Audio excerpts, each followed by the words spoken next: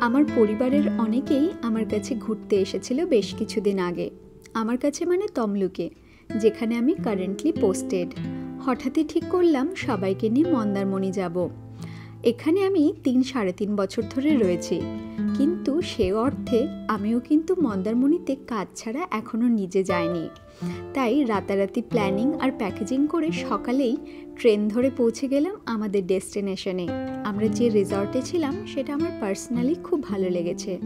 Huge property, private বিচও রয়েছে আর খুব শান্তিপূর্ণ পরিবেশ ছিল সেখানকার। সত্যি বলছি, এই দিনটা আমার কাছে এই বছরের এখনো পর্যন্ত কাটানো বেস্ট দিনগুলোর মধ্যে একটা।